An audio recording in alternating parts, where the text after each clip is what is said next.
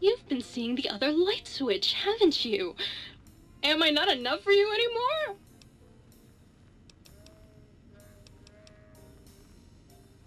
You bet I can. I bet that's more than that other tramp can do, huh?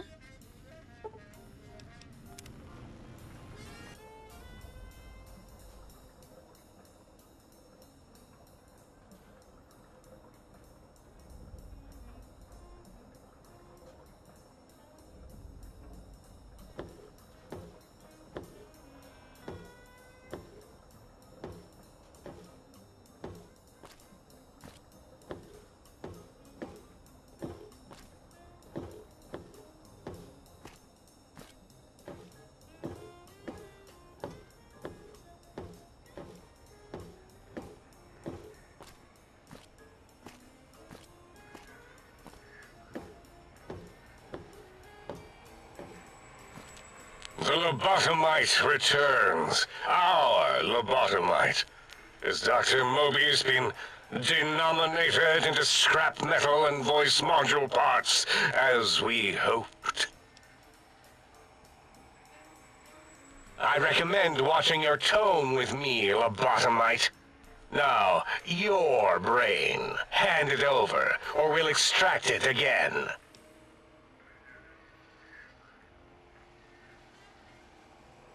And what could we possibly have to speak about? You have the brain, we have the technology. All you must do is surrender. With it, we can finally leave this place. I cannot tell you how boring this place gets, chopping up the landscape and everything in it. And we have so many questions to ask your brain first. About this Mojave place. A fertile testing ground for our experiments.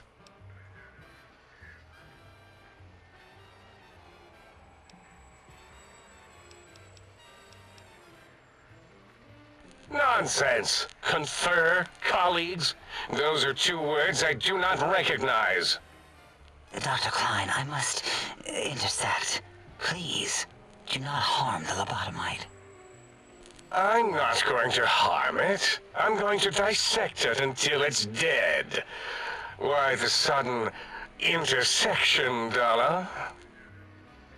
I cannot stand a sweet breathing organism, breathing in and out to suddenly not breathe.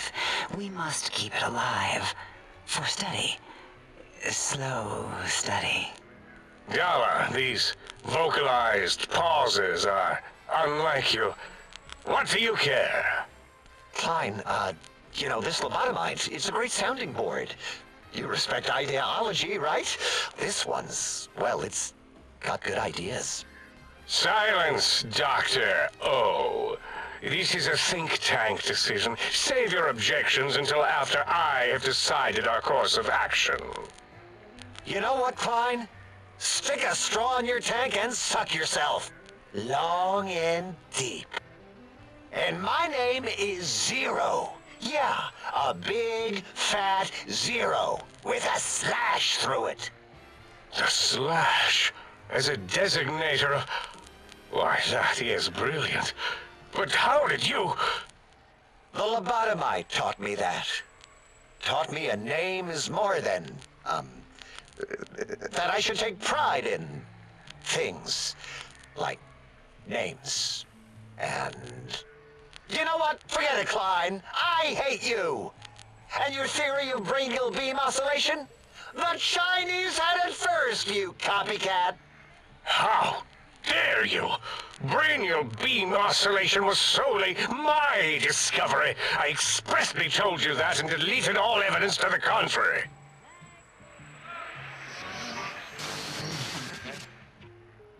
It's 2-8. Why are you acting like this? You've never refused to commit necessary surgery before. And this lobotomite needs its surgery.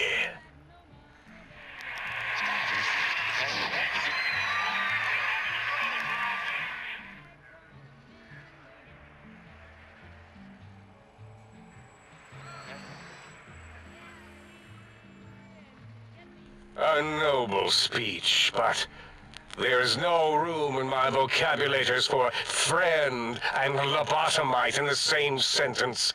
The very concept, revolting. Perhaps you are irradiated with camaraderie radiation. We have chems for that. We can save you from your emotional addiction. If I may, I feel as if I must be the voice of reason here. This lobotomite is much like us. Regarding even animals and pets as nothing more than avenues to promote science. There is good here. Instead of ending its life on the table, we should prolong its suffering in the name of science. Like good old Gabe, the finest of lab specimens. Why am I even listening to you fools? Enough of this mutinous chorus. If there's a word I hate, it's mutiny. And the word jism, which never made any sense to me. It's ridiculous putting j and zm together like that. Nonsense! I count as 5. Like the mighty human hand I once had, with its 5 penises clenched in a fist.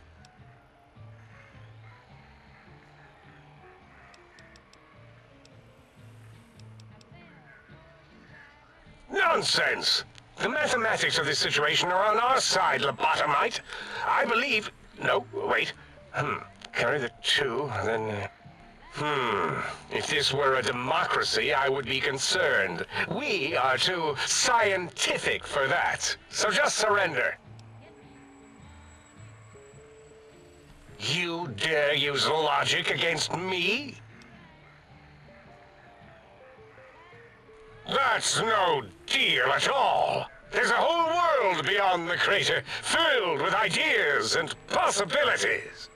We could have escaped, seen it all for ourselves, tested it, prodded at it, made it squirm.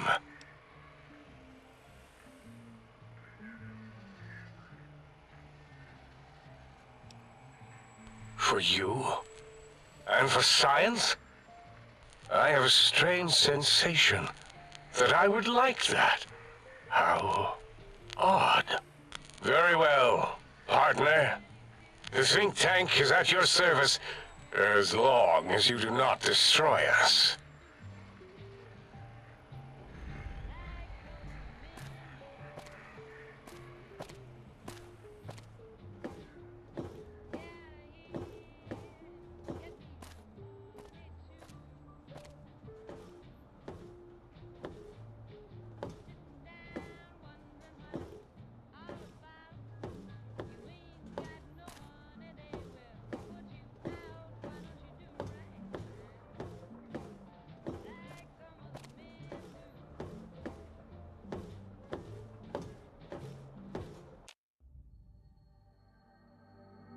As it had been in the years before the Great War, Big Mountain, the Big Empty, became home to one of the brightest minds of the 23rd century.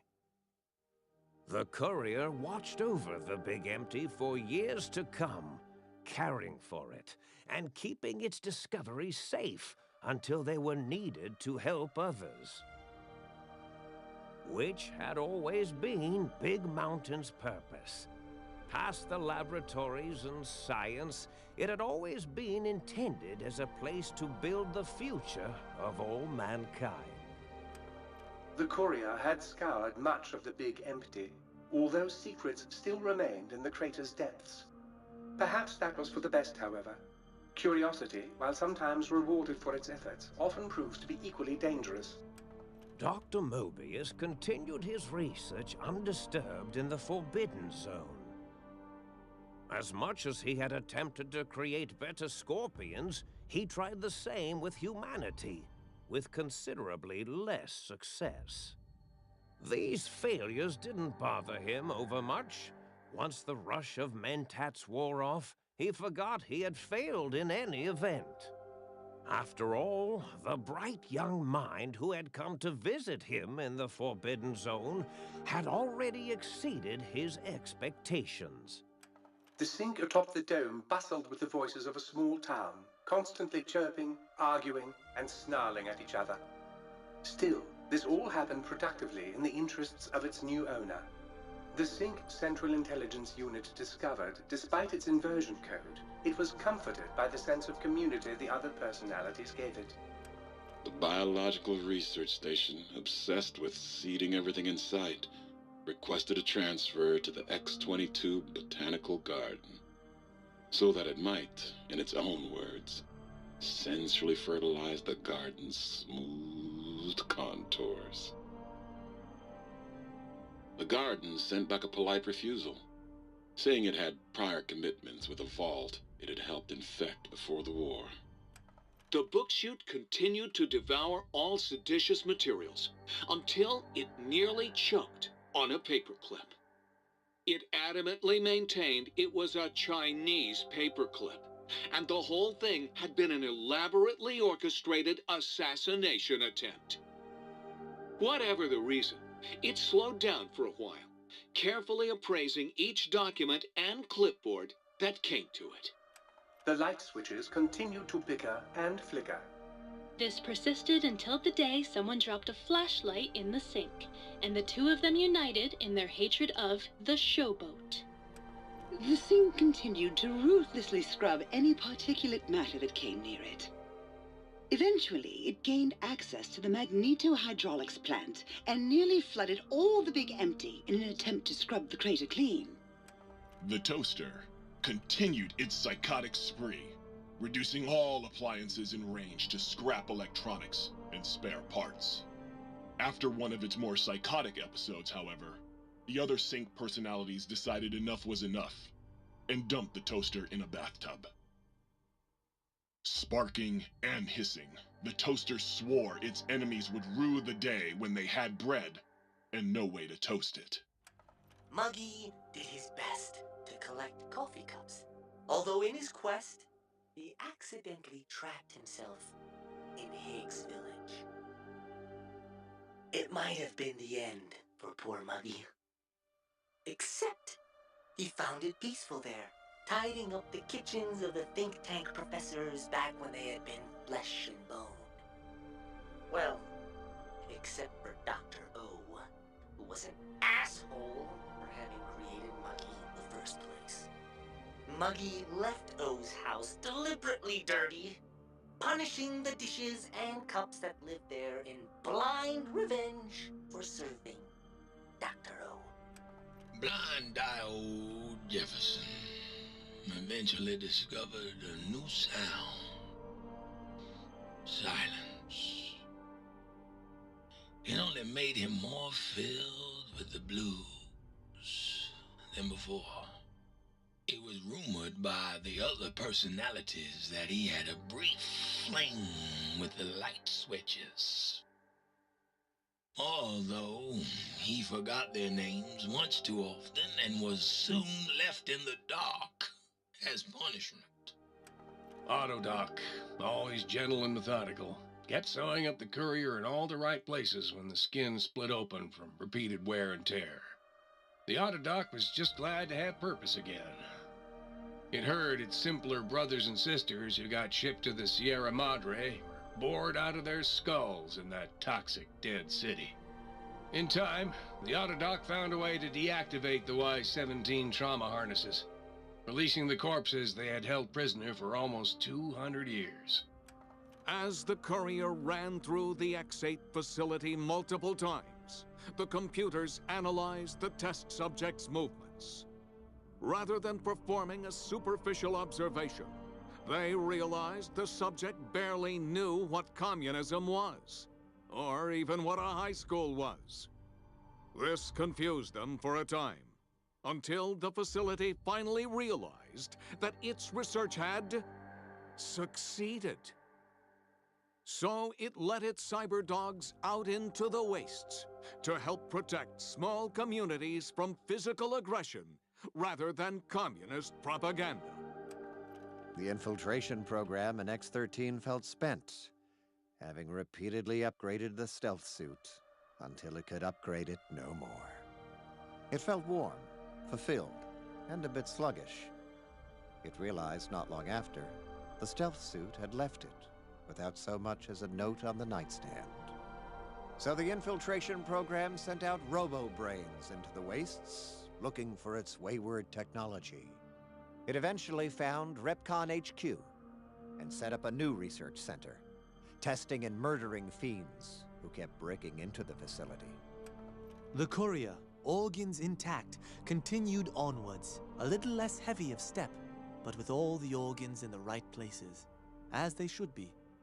After all, brains can develop a life of their own when left to their own thoughts, and the courier's brain was more clever than most. Dr. Klein and the think tank remained alive, unaware of the world outside. They looped through their daily routine, none the wiser about the world beyond, although perhaps wiser was the wrong word. The world outside belonged to the courier, and if anyone would shape it, well, the courier had already called dibs. There is an expression in the wasteland, old world blues. It refers to those so obsessed with the past they can't see the present, much less the future, for what it is.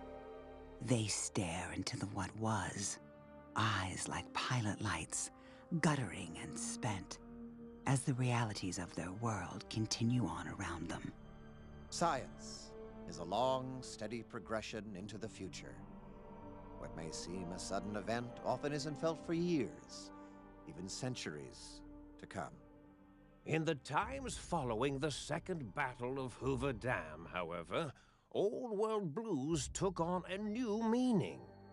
Where once it was viewed as a form of sadness, nostalgia, it became an expression describing the potential for the future.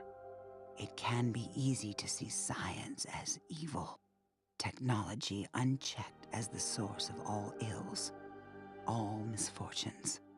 With the courier at the helm, science became a beacon for the future.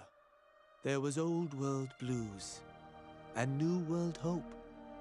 And hope ruled the day at Big Mountain. We could say more, but the stories in the Big Empty speak for themselves. Now armed with the transportal Ponder, the courier could return to the dome at any time and crack open the secrets of the Big Empty one by one.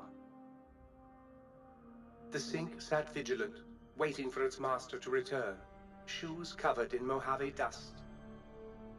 Only one road yet remained, and it was one the courier had to walk alone.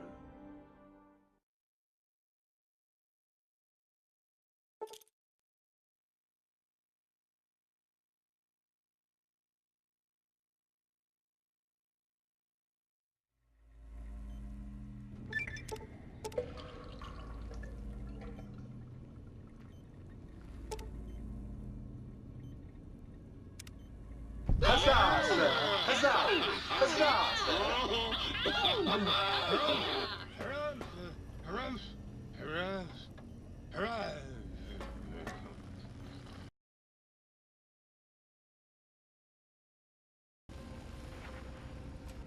With the brains dealt with, soon we can spread our rule across the Mojave.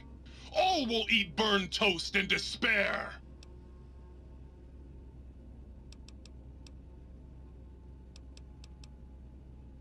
Yes! Flee before my terrible power!